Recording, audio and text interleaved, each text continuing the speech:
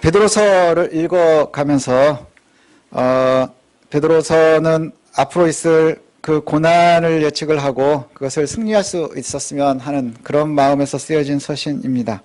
그래서 우리에게 굉장히 믿음이 중요하겠지요. 그래서 오늘 제가 질문을 좀 시작으로 말씀을 시작을 하겠습니다. 여러분, 우리가 구원받았습니까? 구원받았습니까? 아멘이지요. 그럼 어떻게 구원받았습니까? 이제 의문을 하죠. 믿음으로 구원받은 겁니다. 행실이 아니라 믿음으로 구원받은 겁니다. 우리는 믿음으로 말미암아 구원받았고요. 죄사함을 받았고요. 하나님 나라의 백성이라 칭함을 받고요. 이제 우리는 오늘도 본문에 나오는 것처럼 너희들이 세상에 살면서 어려운 것을 피할 수는 없으나 그러나 열심히 살아가야 되고 그 다음에 승리자로 살아가야 되는 것, 이것을 말씀합니다. 우리는 믿음으로 말미암아서 구원받은 백성들입니다. 하나님께서 이미 오래전에 선택하셨고 예수님의 피로 우리를 깨끗하게 하셨고 성령으로 말미암아 우리가 하늘나라를 소망하면서 승리하면서 살아갈 수 있게 한 그러한 거룩한 백성들입니다. 구원받은 백성들입니다. 그런데 우리가 또 세상에 나아가면 교회 다니지 않는 사람들에게 우리가 나는 믿음으로 말미암아 구원받았어 라고 얘기를 하면 세상에 있는 사람들은요 우리에게 손가락질하는 경우가 많습니다. 비웃고 경멸하기도 합니다. 시대가 갈수록 더욱더 그러는 것 같죠. 그럼 우리는 뭐라고 얘기를 보통 합니까? 그들은 복음을 알지 못해. 그래서 진리를 알지 못하기 때문이야 라고 얘기합니다. 일부는 맞고 일부는 틀린 이야기이기도 합니다. 그 믿지 않는 사람들, 교회 안에 있지 않고 교회 밖에서 우리를 바라보는 사람들의 시각에서 보면 뭔가 문제가 있는 거죠. 우리의 믿음의 고백이요, 그 사람들의 시야에서 보면, 시각에서 보면 너무 무책임하기도 하고요, 때로는 무례하기도 합니다. 그 얘기는 뭐냐 하면 예수 믿어서 나는 구원받은 사람이야 라고 하는 얘기에는 어떤 의미를 받아들이느냐, 너네는 구원받지 못한 족속들이야 라고 받아들일 수 있지요. 그런데 보면 구분이 되질 않는 거예요. 주일날 교회 간다는 것 말고 그 다음에 나는 구원받았어 라고 얘기하는 것 말고 믿지 않는 사람들이 바라볼 때에 구분할 수 있는 근거가 없는 것이지요. 그리고는 때로는 더 못된 짓도 하고 때로는 옳지 않은 일도 하면서 나는 구원받은 사람이야 라고 얘기하고 나는 거룩한 척 한다는 것이죠. 그것이 손가락질 받는 이유가 돼선 안 된다는 거예요. 그들이 바라볼 때는 그러한 믿음의 고백은 아주 무례한 것이고요, 아주 옳지 않은 것이고요, 아주 무책임한 것이 될 수 있다는 것이지요. 우리는 구원받았어, 선민이야 그러면 그분들이 보기에도 뭔가 달라야 되지 않겠어요? 그럼 이제 우리가 다시 되돌아보면 우리가 어떻게 구원받았는가도 한번 고민을 해봐야 되죠. 믿음으로 말미암아 구원받는다고 했습니다. 예수 그리스도를 믿음으로 구원받습니다. 다른 길은 주신 적이 없다 분명하게 말씀을 합니다. 그래서 질문을 하죠. 근데 문제는 뭐냐 하면 궁금할 때가 있고요, 가끔은 불안할 때가 있죠. 내가 어떤 때는 구원받는 백성이야 그래서 구원의 확신도 있고 좋을 때도 있는데 어떨 때는 불안해요. 왜 불안할까요? 왜 불안할까요? 내가 믿음이 약해져서일까요? 잘 알지 못하기 때문인 경우가 많아요. 내 위치를 잘 모르기 때문에. 제가 예를 하나를 드리면 이렇습니다. 한 학생이, 우리나라는 이제 입시가 되게 중요하잖아요. 공부를 열심히 하고 있어요. 전교 1등을 한 번도 놓친 적이 없는 거예요. 그럼 얼마나 얘가 공부를 잘하는 거예요. 그죠? 전교 1등 여기 못 해보신 분들 많죠? 해보면 얼마나 기분이 좋은 줄 알아요? 저도 못 해봐서 모르는데 그렇대요. 전교 1등을 했다. 그럼 내가 공부를 잘하는구나 라고 얘기하겠죠. 그래서 공부해서 성적표를 받으면서 전교 1등 할 때마다 확신이 서는 거예요. 야, 나는 공부를 잘하는 사람이구나. 좋은 대학에도 갈 수 있겠구나. 좋은 직장도 얻을 수 있겠구나. 내가 앞으로 잘 될 가능성이 높겠구나 라고 생각을 하는데 갑자기 어느 날 뜬금없이 생각을 해보니까 나는 전교생이 5명 다니는 학교에서 1등인 거예요. 굉장히 산속에 시골 학교에 다니고 있단 말이죠. 서울에 나와서 무슨 시험을 한번 봤더니 중간도 안 되는 거예요. 어느 순간인가 불안해지기 시작하지 않겠어요? 이게 아주 나를 객관적으로 볼 때하고 주관적으로 볼 때가 그렇게 달라지는 거예요. 5명 있는 학교에서 전교 1등이야 그럴 땐 내가 되게 잘하는 것 같은데 전국에 있는 학생들을 놓고 보니까 내가 그렇게 잘하는 것 같아 보이지 않을 때가 있다는 거예요. 그러면 갑자기 불안해지는 거예요. 나 대학 갈 수 있을까?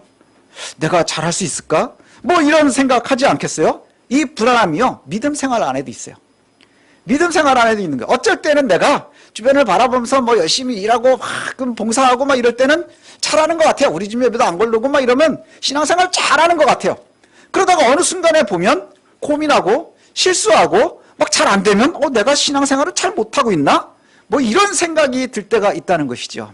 그러니까 오늘은 우리가 이것에 대해서 좀 한번 잘 고민해 볼 필요가 있어요. 생각해 볼 필요가 있어요. 제가 다시 질문을 드리겠습니다. 예전에 우리가 많이 받던 질문입니다. 아주 고리타분한 질문이죠. 여러분 정말 구원받으셨습니까? 아멘이라고 대답하셨죠? 그럼 지금 죽어도 천국에 갈 수 있습니까? 이 질문이 꼭 따라와요. 그럼 아멘 그러죠. 근데 그 아멘 하기 힘들 때도 있잖아요. 이 질문이요, 전 되게 마음에 안 들어요. 왜 안 드는지를 이따가 말씀을 드릴게요. 저는 이런 질문을 하는 게 맞는 것 같아요. 여러분 구원받으셨습니까? 아멘이시죠? 그럼 그 다음 따라 나오는 질문이요, 지금 죽어도 천국 갑니까?의 질문이 아니고요. 지금 살고 있는데 내 생활 속에 하나님이 나를 위해서 일하고 계십니까? 이 질문이 나가야 되는 것 같아요. 내 생활 속에 하나님이 지금 일하고 계십니까? 그 질문에 대해서 아멘 해야 되고요. 그리고 또 하나를 더 질문에 답을 해야 돼요. 정말로 하나님과 여러분이 같은 편입니까? 하나님과 여러분이 같은 편입니까? 저 이 질문이 더 중요하다고 생각을 해요. 왜냐하면 구원받았다고 하는 것이요, 지금 현실을 버리고 사후 세계를 생각하는 게 아니에요. 사후 세계를 생각하는 게 아니에요. 우리가 예전에 어르신들이 신앙생활을 하면서 그런 질문 많이 받았잖아요. 구원받았습니까? 지금 죽어도 천국에 갈 수 있습니까? 그 질문은 자꾸 뭐냐면요, 사후에 내가 구원받을 것에 대한 질문이 되는 경우가 많아요. 그러니까 불안한 거죠. 내가 진짜로 하나님 은혜 가운데 있나? 뭐 이런 것들이 자꾸 생각이 나는 것이죠. 지금이 아니고 미래의 구원을 자꾸 얘기하는 거예요. 지금의 구원이 아니고 자꾸 미래의 구원. 그래서 현실을 담보 잡고요, 현실을 희생하면서 미래의 성공을 갖다가 자꾸 생각하는, 마치 입시를 준비하고 있는. 그런데 하나님께서 우리에게 베드로서는 끊임없이 뭐라고 얘기하시느냐, 하나님이 이미 오전에 여러분을 선택을 하셨고 예수 그리스도의 피로 깨끗하게 하셨고 그래서 의롭다고 여겨주셨어요. 그럼 지금 우리는 구원 가운데 있는 거예요. 구원 가운데 있는 거예요. 지금을 포기하고 사후를 대비하는 게 아니고요, 지금도 우리는 구원받은 백성으로 살아야 되는 거예요. 하나님은요, 어제나 오늘이나 내일이나 동일하신 분이에요. 변하지 않으세요. 그래서 우리가 오래전에 선택되고 이미 우리는 예수 그리스도의 부활에 참여한 자가 된 거예요. 그러니 지금도 우리는 구원받은 백성이고요, 그 다음에 앞으로도 우리는 구원받은 백성일 거고요, 사후에도 영원히 하나님과 함께 할 것, 이것을 우리가 믿는 것이 중요하죠. 그리고 이제 우리에게, 그러한 사람들에게 하나님이 요구하세요. 아까 질문과 같아요. 너희 정말 구원받았니? 구원받은 백성이니? 내 백성이니? 그럼 너희가 해야 될 것이 있는데 그게 뭐냐? 이 세상을 살면서 지금 여러분들이 지금 살고 있는 현재의 내 모습이요, 거룩해야 하는 거예요. 아주 선명하게 그렇게 말씀하세요. 내가 거룩하니 너희도 거룩해라. 명령이에요. 내가 거룩하니 너희도 거룩하라. 그것이 하나님께서 우리에게 주시는 명령입니다. 깨끗한 존재로 살라는 거예요. 14절과 15절을 보면 이렇게 쓰여 있거든요. 제가 읽어드리겠습니다. 너희가 순종하는 자식처럼 전에 알지 못하던 때에 따르던 너희 사욕을 본받지 말고 오직 너희를 부르신 거룩한 이처럼 너희도 모든 행실에서 거룩한 자가 되라. 16절에 기록되었으되 내가 거룩하니 너희도 거룩할지어다. 이렇게 말씀하세요. 거룩한 자가 되라. 이 말을 요약을 하면 뭔가요? 니네 옛날 사람처럼 살지 말고 이제 나를 따라서 거룩하게 살아, 이거예요. 너희 사욕, 예수를 알기 이전, 하나님을 알기 이전에 그 너희의 사욕을 본받지 말고 그리스도를 본받아서 거룩하게 살아야 돼, 이렇게 말씀하는 거예요. 그러면 우리가 버려야 될 사욕이 뭐예요? 우리가 버려야 될 사욕, 그 헬라어를 갖다가 사전으로 찾아보니까 너희의 사욕을 뭐라고 정의를 하고 있냐면 금지된 것에 대한 욕망이래요. 예수 믿는 사람들은 생각하지 말아야 되는 것, 하지 말아야 되는 것, 이것에 대해서 자꾸 궁금해하고 시도해보고 싶어하고 욕망을 갖기 시작한다는 것이죠. 성도들에게 금지된 것을 자꾸 생각도 하지 말고요, 동경도 하지 말라는 거예요. 니네들 예수 믿기 이전에 가졌었던 생각들, 그리고 그러한 행실들, 그거 다 버려야 돼, 이렇게 말씀하세요. 그리고는 뭐라고 말씀하세요? 너희를 부르시니가 거룩하니 너희도 거룩해야 된다. 아주 선명해요. 너희가 거룩해야 된다. 어느 부분에서 거룩하면 됩니까? 어떻게 거룩하면 됩니까? 오늘 본문은 이렇게 얘기해요. 모든 행실에 거룩하라. 모든 행실에 거룩하라. 생각으로만 거룩하면 되나요? 아니면 행동이 거룩해야 되나요? 뭐가 거룩한 건가요?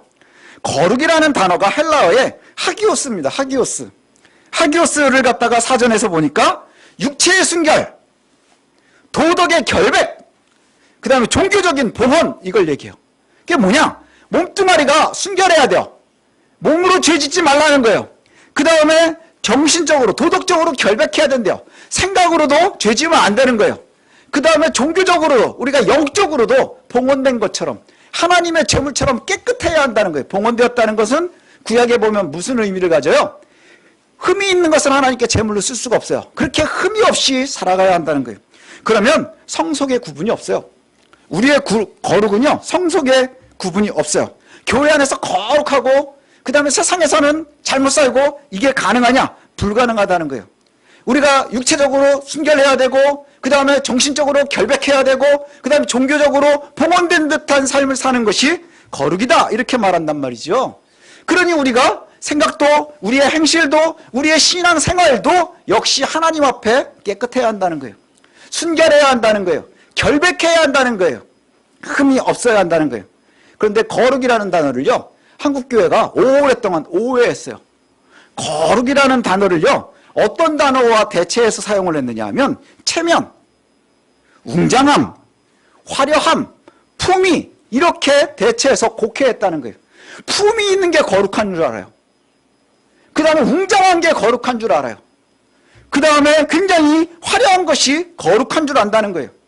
근데요, 웅장한 예배와 거룩한 예배는 다릅니다. 화려한 예배와 거룩한 예배는 아주 다른 거예요. 품이 있어 보이는 예배와 거룩한 예배는 다른 거예요. 이 얘기는 또 뭘 얘기하느냐? 화려한 삶이 거룩한 삶이 아니라는 거예요. 품이 있는 삶이 거룩한 삶이 아니라는 거예요. 품위를 사람들이 자꾸 거룩과 혼동을 하기 시작하는 거예요. 거룩은 의전이 아니에요. 삶이지. 거룩은 의전이 아니에요. 삶이에요. 그래서 하나님께서 너희가 거룩하라 하신 다음에 또 이렇게 말씀하시거든요. 내가 외모가 아니라 행실로 너희를 바라볼 거야, 이렇게 얘기를 하세요. 외모로 보시지 않는다는 거 뭔가요? 차별하지 않으실 거라는 것이죠. 차별하지 않는데요, 어떤 차별일까요? 남자와 여자를 구분하지 않아요. 피부의 색깔을 구분하지 않아요. 출신 성분을 구분하지 않아요. 빈부격차를 구분하지 않아요. 그 다음에 또 건강 상태를 구분하지 않아요. 하나님께서는 우리를 그 어떠한 차별도 없이 선택하셨어요. 그리고 우리를 깨끗하게 하셨어요. 그리고 구원하셨어요. 그리고 거룩하라, 이렇게 말씀하세요. 마지막 때에 우리를 구분하고 판단할 때는 뭘로만 보신다는 거예요? 거룩한가 안 한가, 그 행실로 바라보겠다, 이렇게 말씀하세요. 그런데 우리 주변에는 우리도 때로는 하나님과는 너무 다른 생각을 할 때가 있어요. 오히려 하나님께서 원하시는 믿음의 선택이 아니라 사육일 때가 참 많다는 것이죠. 사육. 사육이 뭐예요? 이전에 내가 하나님을 알기 이전에 가졌었던 기준점들. 그런데 이 못된 사육이요, 교회 안에도 성도들에게도 남아있는 흔적들이 있습니다. 아주 쉽게 얘기할 수 있는 게 있어요. 교회 안에서도 그렇게 지역을 따져요. 교회 안에서도 우리는 교회가 작고 이러니까 좀 덜하지만 큰 교회 가면 그런 일들이 많아요. 교회 안에서도 빈부격차 따지고요. 교회 안에서도 남자 여자 따지고요. 교회 안에서도 개방줄 따지고요. 예, 여러 가지를 고려해서요, 끼리끼리 다니는 경우들이 많아요. 그것이 과연 거룩이냐? 품위는 지킬 수 있을지 모르지만 거룩할 수는 없다는 것이죠. 우리가 거룩할 수 없다는 거예요. 예수님께서는 그 품위는 돈으로 유지되는 거면 돈이 없어지면 그 품위는 떨어질 거예요. 그 다음에 건강 때문에 유지되는 품이면 건강을 잃는 순간에 그건 잃어버릴 거예요. 그 다음에 사회 관계나 지위 때문에 갖고 있는 품이라면 그거는 그것을 뺏기면서 없어질 거예요. 근데 예수님께서는요, 그렇게 없어질 은과 금과 같은 하찮은 것이 아닌 우리를 선택하실 때에는 변하지 않는 그리스도의 피로 선택하셨다, 이렇게 말씀하신다는 거예요. 우리의 거룩은 변할 수 없는 거예요. 우리의 거룩은 변하지 않는 거예요. 그래서 우리의 구원도 변하지 않는 것입니다. 그러면 저와 여러분들이 나아가야 될 길은 선명해지지요. 아주 선명해집니다. 구원받은 성도가 노력해야 될 것은 아주 선명해요. 뭐냐? 진리에 대한 순종이에요. 그게 거룩이니까. 진리에 대해서 순종하는 것입니다. 영혼을 깨끗하게 해서 거짓 없는 마음으로 무엇하느냐? 이웃을 사랑하고 형제를 사랑하는 거예요. 예수님께서도 그렇게 설명하셨어요. 가장 중요한 것이 뭡니까? 하나님을 사랑하고 이웃을 사랑하라. 오늘 본문에는 뭐라고까지 얘기하느냐? 하나님께서는 아주 우리에게 뜨겁게 사랑하라 이렇게 말씀하세요. 아주 격렬하게 최선을 다해서 이웃을 사랑하라 이렇게 말씀하세요. 언제 여러분 격렬하게 사랑하십니까? 언제 뜨겁게 사랑하세요? 예, 요 단어는 세상에서 언제 제일 많이 사용되느냐? 눈 맞았을 때, 찌릿찌릿할 때. 하나님과 늘 그런 관계를 유지하셔야 되는 거예요. 하나님께 이끌려가는 이들이 그런 사랑을 해야 한다는 것이죠.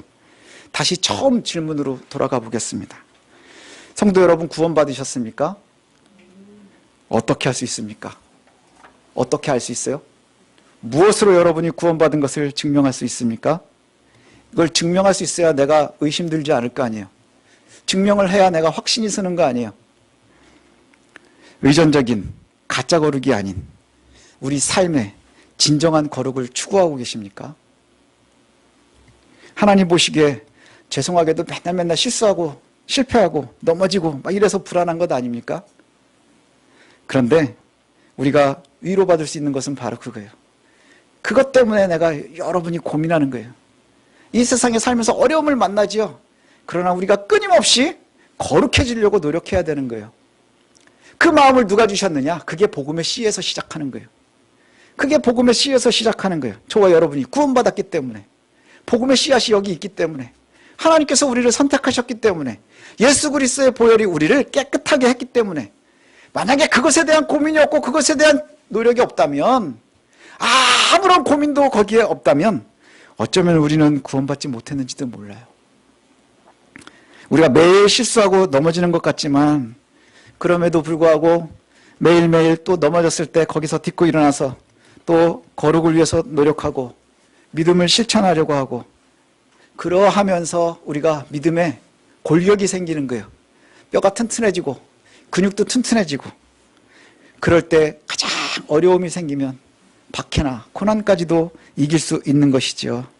구원받은 백성들이 승리하는 길은 어디에 있나요? 체면이 아니에요. 웅장함이 아니에요. 화려함이 아니에요. 거룩함에 있음을 놓치지 않으셨으면 좋겠습니다. 거룩함은 섬김이고요. 사랑에 있음을 또한 놓치지 않았으면 좋겠습니다. 우리를 선택하신 분을 따라서 거룩하십시다. 몸이, 정신이, 그리고 우리의 영혼이 이웃을 참으로 사랑하는 그 행실들이 저와 여러분이 하나님의 자녀인 것을 증명해낼 겁니다. 우리가 성찰하면서도 끝나면 끊임없이 뭘 얘기하나요? 내 안에 내가 사는 것은 내가 사는 게 아니라 내 안에 그리스도가 사는 것입니다. 그게 거듭난 삶이죠. 그리고 우리가 사랑하면 그 사랑 때문에 세상이 우리를 주의 자녀인 줄 알리라. 성경은 어디에서나 동일하게 계속 그렇게 말씀하고 있어요. 내 안에 그리스도가 살고 내가 그것으로 이웃을 사랑하는 그 사랑을 선포하는 것, 그 근육으로 우리가 박해도 이길 수 있고 주변의 어려운 시험도 이길 수 있고 고난에서도 승리할 수 있는 저와 여러분들 될 수 있는 줄로 믿습니다. 여러분 구원받으셨습니까? 그러면 거룩함을 위해서 진력하십시다. 노력하십시다. 그리고 이웃들과 싸워서 이기는 게 아니라 하나님 앞에 승리하는 것은 뭐냐? 사랑으로 승리하는 겁니다. 이게 그리스도인들이 나아가야 될 길임을 놓치지 않고 늘 마음에 두고 구원받은 백성답게 살아가는 저와 여러분들 되시기를 소원합니다.